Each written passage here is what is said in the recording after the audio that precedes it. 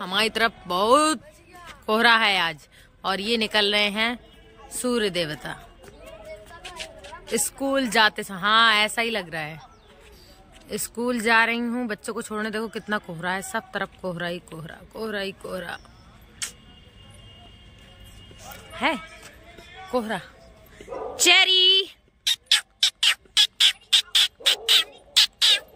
नहीं, यही तो सबसे ज्यादा बदतमीज है, यही तो मार रही थी। अभी ये छिपकली काटे। अब देखो, ये पता है घास क्यों खा रही है? पूछो क्यों खा रही है? घास इसलिए खा रही है, इसका पेट गड़बड़ है। जब भी कुत्ते का पेट गड़बड़ होता है तो वो क्या करते हैं, घास खाते हैं, उसके बाद उल्टी कर देते हैं, फिर इनका पेट सही हो जाता है। और ये खाना तब तक नहीं खाएंगे जब तक इनका पेट सही नहीं होगा। क्यों मार रहे हो तुम लोग? ये छिपकली हमारे रूम में ना आ जाइए। Oh my God, hello everyone, आप सभी का वेलकम है हमारे यूट्यूब चैनल पर जिसका नाम है कल्पना चंद्रपाल ऑफिशियल और मेरा नाम है कल्पना। आप सब कैसे? उम्मीद करती हूँ आप सब अच्छे होंगे और अपना अच्छा वाला ध्यान रखिए। आज हमारे मोहल्ले में एक बहुत बड़ा हादसा हुआ है। हादसा ही बोलेंगे कि आजकल लोगों को छोटी छोटी बात पे इतना गुस्सा आ जाता है। आजकल के बच्चे इतनी जल्दी हाइपर हो जाते हैं कि आगे पीछे का कुछ नहीं सोचते हैं और ख़त्म कर लेते हैं खुद को। जहाँ हम रहते हैं भाई थोड़ा पास की बात है। मैं तो कभी देखी नहीं थी उनको, और हम उनके घर गए थे तब तक उनका अंतिम संस्कार हो गया था। मतलब अंतिम संस्कार के लिए लेके जा रहे थे। उनकी 2 बिटियां हैं और 1 बेटा है। बेटा दीपावली के आसपास जन्म हुआ है, मतलब 4 मंथ का है, सिर्फ 4 मंथ का। और 1 बेटी होगी 12-13 की और 1 बेटी है शायद 9-10 साल की। तो इतनी छोटी सी बात के चक्कर में उनने अपने आप को ख़त्म कर दिया। इंसान ये भी नहीं सोचता है कि मेरे जाने के बाद मेरे बच्चों का क्या होगा, मेरी बीवी का क्या होगा, मेरे माँ बाप का क्या होगा। और वो अपने माँ बाप का इकलौता बेटा था। इकलौता बोले तो कि 2 बहनें हैं और 1 भाई। भाई तो अकेला ही था ना। अब उस माँ से पूछिए, उस बाप से पूछिए, जिस बाप ने पैदा करके इतने से इतना किया, आज उसी को आग लगाया होगा। कैसे लगाया होगा? बहुत ही खतरनाक, मतलब ये चीज़ थी। वो चीज़ अगर उनको देखा जाता, उनने जो किया है अपने साथ, मैं नहीं बोलूँगी उनने जो भी किया है कितना खतरनाक रहा होगा। हम तो बस टीवी वगैरह में ही देखे हैं और भगवान ऐसा दिन कभी ना दिखाए किसी को भी। उनके बच्चे, उनकी बीवी कितना बुरा बिलख रहे हैं। अब वो तो चले गए इस दुनिया से, पर माँ बाप और बीवी बच्चों को सब कुछ भुगतना पड़ेगा। अरे अगर लड़ाई हो जाती है तो उसका सलूशन भी है। जिंदगी को ख़त्म करना कौन सा सलूशन है?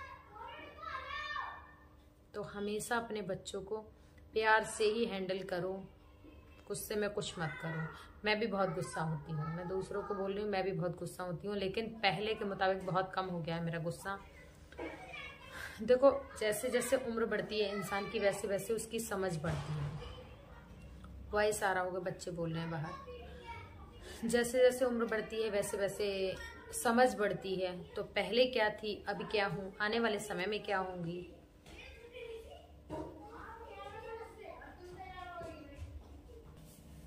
सॉरी, बच्चे बोल रहे थे इसलिए मुझे रोकना पड़ा। क्या करना है तुमको? नहीं करना क्या है? ब्रेड वाली बॉल का अचार बना के डालना है क्या? हाथ पैर धुल के आओ दोनों भाई और बैठ के पढ़ाई करो। तो मैं तो यही रिक्वेस्ट करूंगी, बच्चों को प्यार से ही करो और बच्चे को एक तरह से फ्रेंडशिप वाला ही रिलेशन बनाओ। समझाओ बच्चों को, चिल्लाओ नहीं। आजकल के बच्चों की सोच समझ सब खत्म हो गई है। मैं भी बहुत जल्दी हाइपर हो जाती हूँ जी। मैं भी खुद को कंट्रोल करूँगी कि मैं गुस्सा ना करूँ, बच्चों को ज़्यादा ना डांटूँ, क्योंकि ये सब देख के तो मतलब घबरा जाता है दिल बिल्कुल। भगवान किसी के साथ इतना बुरा ना करे जितना बुरा उनके साथ हुआ है। उनकी माँ रो भी नहीं पा रही थी, मतलब सिर्फ कैसे बताऊं, मैं बता भी नहीं सकती। मैं बोली थी कि इनके सीने को, ये दिल हार्ड को सहलाते रहो और पानी मुंह में अगर डालो तो गर्म ही डालो, क्योंकि यार माँ के ऊपर क्या बीतती है ये तो बस माँ ही जानती है और कोई नहीं। और इतने छोटे बच्चे से पाल पोस के किस स्थिति में करते हैं, और भगवान की कृपा से इतना सब कुछ है, कोई कमी नहीं है। पता नहीं 60 बीघा तो जमीन सुनी जाती है, और उनका जितने भी प्लॉटिंग हुई है वो खेत उन्हीं के थे, और अभी भी उनने इतना खेत रोक रखा है अपने लिए। मुझे लगता है 200-250 गज में तो उनका घर होगा, और ऊपर 2 मंजिल बन रहा है, आधा बन चुका है। क्या होगा इस पैसे का, क्या होगा उस घर का, और 4 महीने के बच्चे का क्या देख लिया है, कुछ नहीं ना। तो इंसान को समझ सोच के ही काम करना चाहिए। वैसे तो जो उनकी किस्मत में था वो हुआ। वो गांव में थे, गांव से फोन करके उनके पापा ने बुलाया। अगर उनका ऐसा ना होना होता तो शायद ना बुलाते। भगवान कभी अपने ऊपर नहीं लेता है कि नहीं? आप लोग भी मानते हैं इस चीज को। कोई ना कोई बहाने से ही लेता है, तो शायद उनका बहाना ही रहा होगा। और आगे आप देखना कि मैं बाजार गई थी तो मैं सब्जी वब्जी ली हूँ, और हमारे यहाँ के मंकी भी देख लेना आप लोग, ठीक है? ये भैया देखो कितनी महंगी। 20 रुपए दे दो।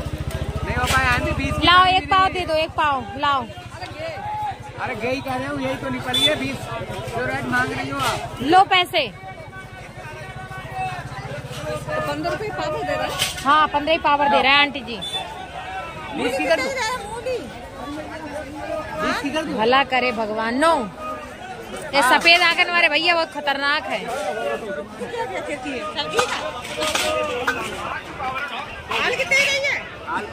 ये देसी मटर है, ये तुम्हारे भैया खेत की है। इन भैया खेत की है जो मटर। जिस किसी को देसी मटर लेनी है आ जाना कमेंट करके। भैया से ले रही हूँ फूल गोभी। सामने देखो भैया, आती और अंगूर 40 रुपए किलो, 40 रुपए किलो।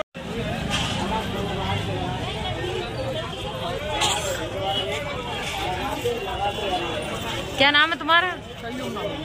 है? कयूम। कयूम।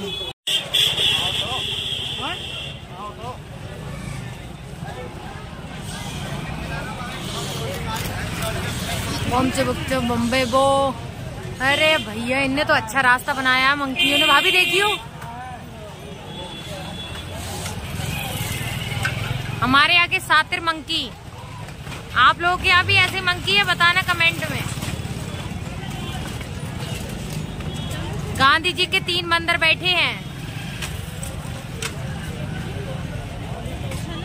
बम्बे वो। Hello monkey, hello. देख ही नहीं रहे मुझे।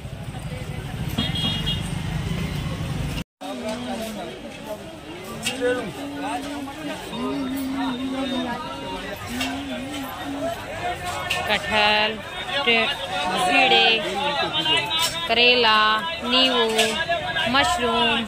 मशरूम कैसे दिया भैया? मशरूम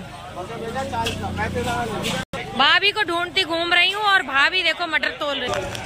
ये है बथुआ। बथुआ, मैं बथुआ लेने आई हूँ।